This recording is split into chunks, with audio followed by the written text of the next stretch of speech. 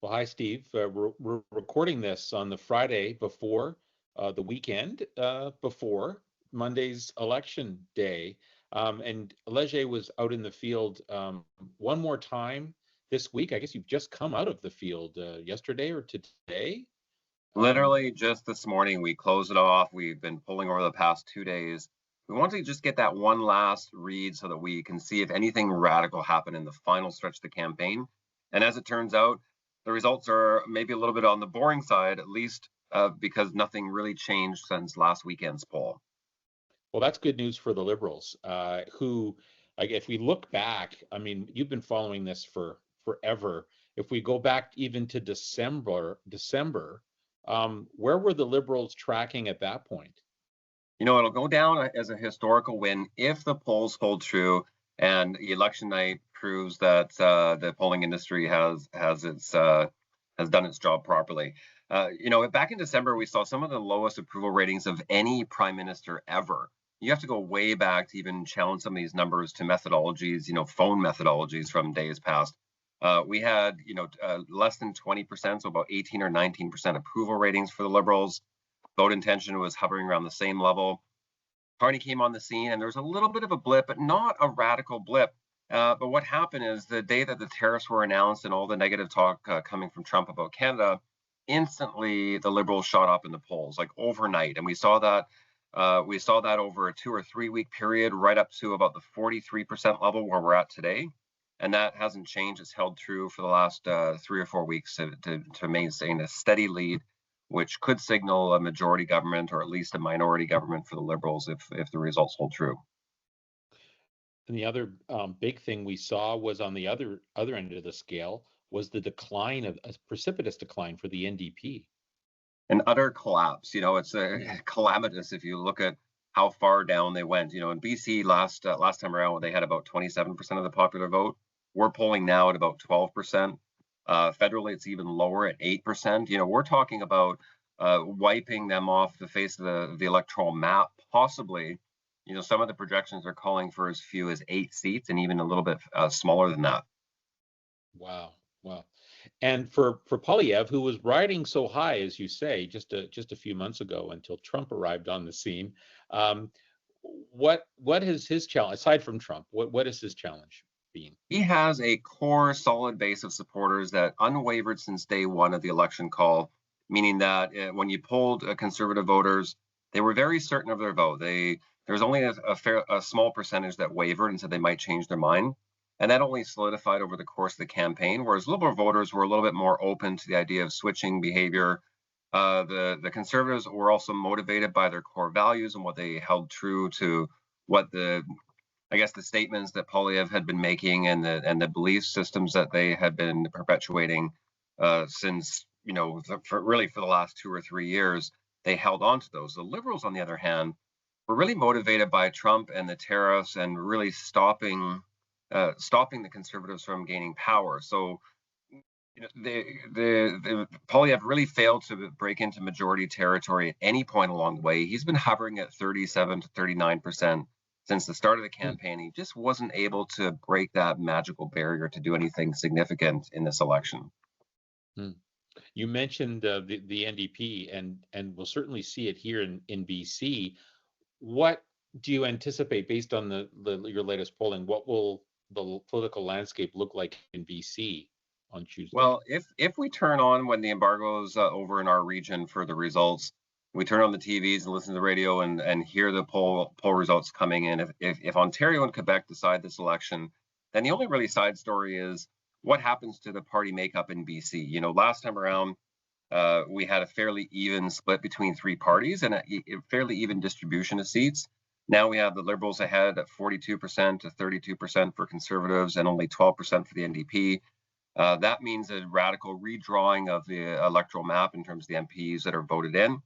And again, we'll be looking specifically on election night as which NDP candidates are able to retain their seat. And I think we'll see a few shockers in there. Interesting. And that could be even the leader, Jagmeet Singh, in Burnaby. Absolutely. They redrew the boundaries, but the way that they redrew them, some neighborhoods came in and out, but the demographic profile of those neighborhoods didn't doesn't suggest a radical change. And, he's not polling very well. It was only a 10-point lead last time around in the 2021 election. So to go from, the 27% that we saw provincially down to 12%, you've got to think that that's going to impact him in his riding. We didn't survey at the riding level, but if the trend holds, then certainly he will be hard pressed to hang on to his seat.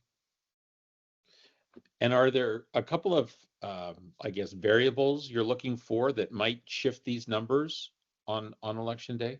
There always is. It is a tight race. It's a 4-point lead that the Liberals have. And, the margin of error in a poll like this is about plus or minus 2.5%. So there is that margin of error. There is also an issue of voter turnout. If youth turn out in great numbers, which they don't typically do, but if they did, given that they support Conservatives more than they ever have in the past, there's a chance that they can get a couple more points. We also we do have a percentage of the voters who say that they could change their mind, but it's equal on both sides, and it's not weighing in one way or the other. So if there are vote changes at the last minute, there will be on both sides, and we think it'll even itself out. But that being said, in a tight election like this, 2 points can make the difference technically, and within the margin of error, and we could have a different outcome than a majority government. So what might help the Conservatives is if, let's say, some New Democrats who have gone to the Liberals strategically to prevent Conservatives from winning, if they start thinking, well, the Liberals are safe, they're going to get their majority, they might shift back to the NDP and feel more comfortable voting NDP, and that might flip a couple of seats here or there. That's one scenario. I think the more likely scenario is Trump coming up with some big announcement. If he comes out and says the trade dispute is resolved in Canada, we're either not doing tariffs or it's a much more friendly tone and a decisive tone, we could see support for the Liberals diminish just a little bit, because that's the whole foundation of about a third of Liberal voters are voting specifically for the Trump tariff issue. And if the Trump tariff issue goes away, then those possible switchers could reconsider and surprise us again and throw their votes to the Conservatives. So that's the other thing I'm looking for. But time's running out. We've got 3 days left till election day, and the likelihood of him doing something radical over the weekend is unlikely. Really, with Trump? We don't know. It could be. I was just going to eat my words on that. Maybe not. Right. But it's also, no, but you're right about he that. Changes. Yeah, I mean, he changes his mind so quickly.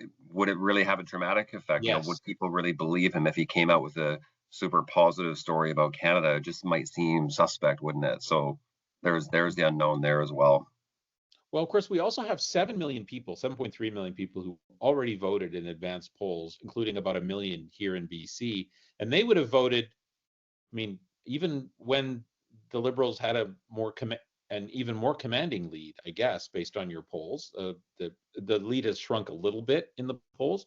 But does that factor into any of this? That's a significant number of votes. I mean, we first saw that in the large scale early voter or not in person, but advanced polling during COVID in the 2019 election, and 2021 election, and we saw an interesting phenomenon where certain types of voters seemed to be voting early, and others were staying home. We saw it in the USA as well. Is that the Democrats really picked up a lot of the mail-in votes, the overseas votes. And so it was, several hours after the election night, almost towards the end of it, where the results became solidified. So similar thing in Canada where that can happen, but it doesn't really change the outcome. It doesn't seem to have an effect on the opinion polls that we've put out, because it balances out. It just shows, hey, some people vote early, some people vote late. There tends to be demographic reasons as well as sociological points of view on it, but it doesn't seem to factor in and make a difference. So right now, the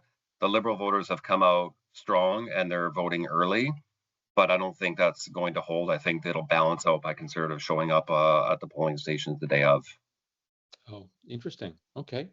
So I know we won't hold you to this because we are still 3 days away and Trump may weigh in or other things might happen. But if nothing changes between now and election day, what would be your prediction?